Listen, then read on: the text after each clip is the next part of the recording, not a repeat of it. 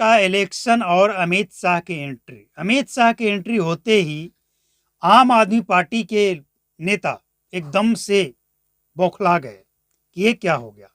और मतलब आम आदमी पार्टी हो, कांग्रेस हो या कोई भी पार्टी हो, इन लोगों को क्या लगता है कि जैसे किसी राज्य में चुनाव है, किसी भी राज्य में, तो केंद्रीय मंत्री जो हैं उनको राज्य में लाने की क्या जरूरत है।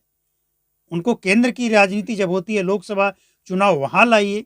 लेकिन बीजेपी का जो लॉजिक है वो ये है, एकक नेताओं का, कि हम जिस पार्टी में हैं उस पार्टी का नेतृत्व, राष्ट्रीय अध्यक्ष और जनता, आम जो कार्यकर्ता है, अगर ये सब चाहते हैं कि पार्टी का हर एक नेता एक साधारण कार्यकर्ता बना रहे, कैसे?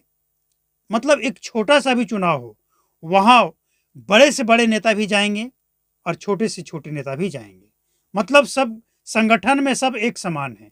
और इसीलिए तो बीजेपी में एक सबसे पीछे के पंक्ति में बैठा हुआ व्यक्ति भी मुख्यमंत्री का दावेदार बन जाता है, उसे चुन लिया जाता है, जिसके बारे में कोई सोचता नहीं है।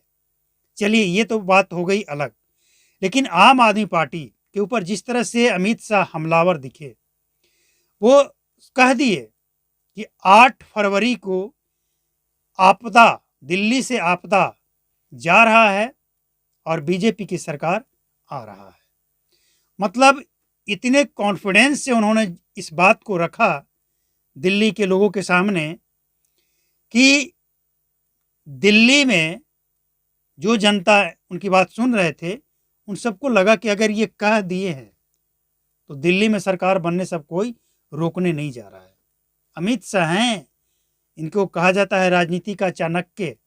अब अरविंद केजरीवाल का भी स्टेटमेंट आया, जैसा कि जवाब देते हैं कि बीजेपी झूठी है, ये है, वो है, और ये संविधान, धर्म, ये सब झुग्गी झोपड़ी तोड़ ताड़, ये सब बयान देने के बाद एक बात वो स्पष्ट कर दिए कि दिल्ली में मनीष सिसोदिया ही डिप्टी सीएम बनेंगे और मुख्यमंत्री तो वो खुद बनेंगे, तय पहले ही कर चुके हैं। लेकिन एक सवाल जो अब तक खड़ा है कि सुप्रीम कोर्ट से जो आदेश दिया गया है कि आप ऑफिस तो जा सकते हैं लेकिन फाइलों पे साइन नहीं कर सकते हैं, ऑफिशियल मीटिंग अटेंड नहीं कर सकते हैं, तो फिर दिल्ली के सीएम बनने का वो मूंछ पे ताव कैसे दे रहे हैं? ये भी एक बात है, एक सवाल है। और इसीलिए शायद दिल्ली में एक माहौल बदलता हुआ दिख रहा है। अमित शाह के जाने के बाद, इससे पहले योगी आदित्यनाथ गए थे, तो जब ये धुरंधर बड़े बड़े लीडर पहुंचेंगे दिल्ली जैसे विधानसभा चुनाव के लिए, जहां मात्र 70 सीट है, तो जीते या ना जीते, देखिए बीजेपी के बारे में हमने आपको स्पष्ट कर दिया कि बीजेपी के संगठन का एक रूल ये है कि वहां पे कितना भी बड़ा लीडर हो, देश का प्रधानमंत्री भी बन गया हो अगर बीजेपी का लीडर, गृह मंत्री बन गया हो, राष्ट्रपति भी बन गया हो, हालांकि राष्ट्रपति बनने के बाद वो संगठन से अलग हो जाते हैं, लेकिन जो संगठन में जब तक हैं तब तक, चाहे वो कितना भी पुराना और कितना भी बड़ा लीडर हो, वो एक कार्यकर्ता बनकर ही रहते हैं। ये बीजेपी में आप इसको देख सकते हैं, इसको महसूस भी कर सकते हैं। लेकिन और जो दल है उसमें तो आप देखेंगे कि बस एक ही परिवार का राष्ट्रीय अध्यक्ष और जितने अहम पद है सब उन्हीं के परिवार के मिलेंगे, सीएम पद, पीएम पद उन्हीं के परिवार के लोग लेंगे, बाकी जो है वो, और उसमें भी जो मुख्य मेन जो बड़ा मंत्रालय होता है वो उन्हीं के परिवार के आसपास रहेगा। ये और पार्टियों में है, लेकिन बीजेपी में ऐसा नहीं। बीजेपी में ज़्यादातर नेता तो ऐसे हैं कि जो अपने परिवार को राजनीति में लाते भी हैं तो एक या दो, ऐसा नहीं कि पूरा का पूरा परिवार ही राजनीति में है। जैसे देश में और कई पार्टियां हैं, आप देख सकते हैं। हालांकि केजरीवाल भी अभी अकेले हैं, ना तो उनके कोई बच्चे और ना उनकी पत्नी, ना उनके माता पिता, राजनीति में कोई नहीं है, वो अकेले हैं। और दिल्ली में सीएम बनाने की भी जब बारी आई तो अपने पत्नी को ना बनाकर, जबकि ये पूरा कयास लगाया जा रहा था कि लालू यादव के तर्ज पे, हेमंत सोरेन के तर्ज पे ये भी अपनी पत्नी को बनाएंगे सीएम, लेकिन उन्होंने ऐसा नहीं किया। लेकिन सीएम पद छोड़ने के बाद और अब जो उनका बयान आ रहा है अरविंद केजरीवाल का, ऐसा लगता है कि उन्होंने सीएम पद छोड़कर बहुत बड़ी गलती कर दी है।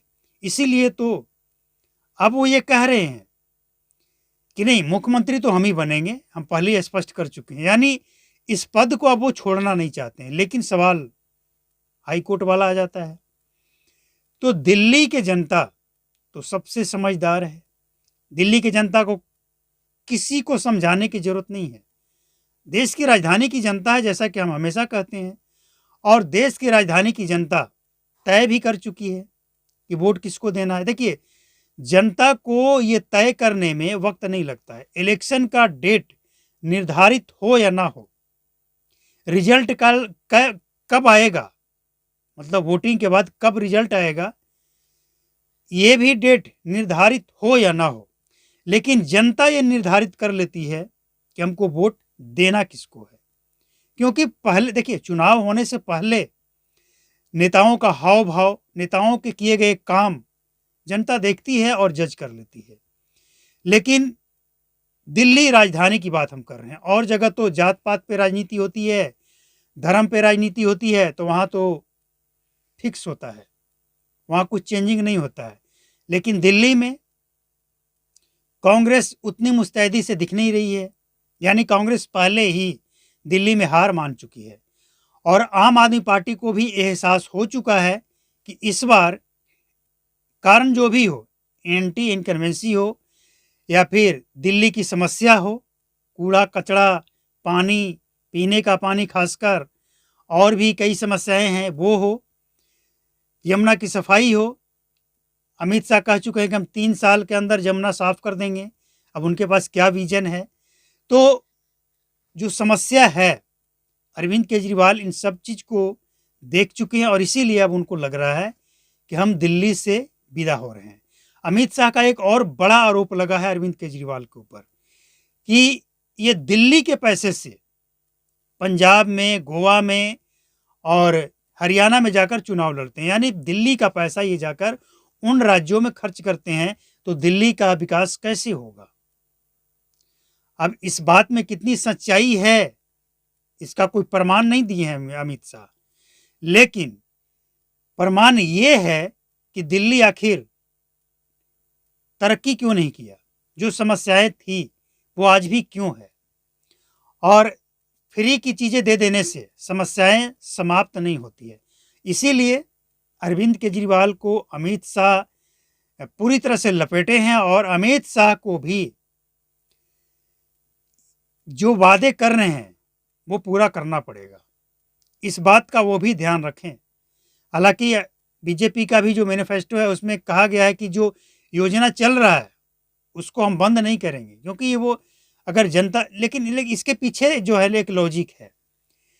देखिए, अरविंद केजरीवाल, अगर बीजेपी ये कह देती कि नहीं फ्री की रेवड़ी हम नहीं देंगे, तो अरविंद केजरीवाल गांव-गांव में जाकर, घर-घर में जाकर, शहर-शहर में जाकर ये बात कहते कि देखिए हम हटे कि आपका बिजली, पानी और दवाई और बस सेवा सब बंद हो जाएगा। इसीलिए मजबूरी है अमित शाह और बीजेपी का, उन्होंने भी इस सेवा को जारी रखेंगे और इसमें और ऐड करेंगे। लेकिन अब सबसे मेन है दिल्ली की जनता। दिल्ली की जनता को यह तय करना है कि आपके लिए बेस्ट कौन है। तो वक्त तो ज़्यादा बचा नहीं है, लेकिन इसके बीच में जो अपडेट आएगा, जिन नेताओं का बयान आएगा, हम आपको अपडेट करते रहेंगे। और इसके लिए चैनल को सब्सक्राइब करके बेल आइकन को प्रेस कर लें, नोटिफिकेशन को ऑल पर सेट कर लें अगर चैनल पे पहली बार विजिट किए हैं तो, और पहले से ही सब्सक्राइब करके रखें तो थैंक यू, नमस्कार, जय हिंद।